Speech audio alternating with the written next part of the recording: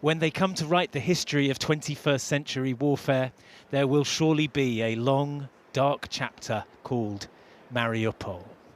And this is where the story of the battle will most likely come to an end. Russian state television flies a drone over the ruins of a steelworks on the edge of the city, the place where Ukrainian defenders are making their last stand. And from somewhere underneath the bombed-out workshops, one of their commanders says there'll be no surrender. This is our statement to the world. It may be our last statement. We might have only a few days or even hours left. The enemy's units are 10 times larger than ours. They have supremacy in the air, artillery, and units that are dislocated on the ground, equipment, and tanks. We appeal to the world leaders to help us. There are hundreds of civilians, some of them families of the fighters, who've been hiding, trapped in the tunnels underneath the factory. Food is short here now, but there's plenty of fear. We try not to be nervous, says this little girl, but when the shooting happens, everything around us shakes.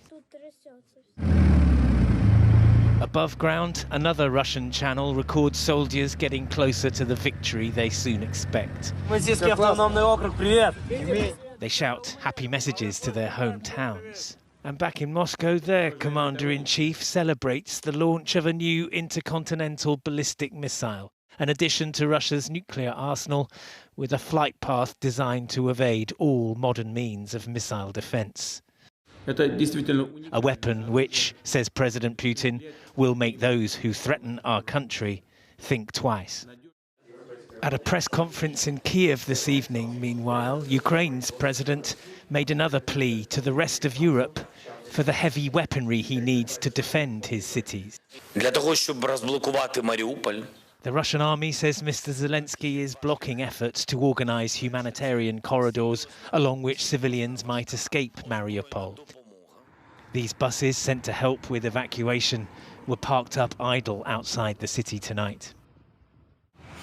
Its fall would be a strategic victory in this 21st century war, but it's been achieved with some age-old tactics, bombardment and siege. Russia will take its prize, and Mariupol has paid the terrible price. Geraint Vincent, News at 10.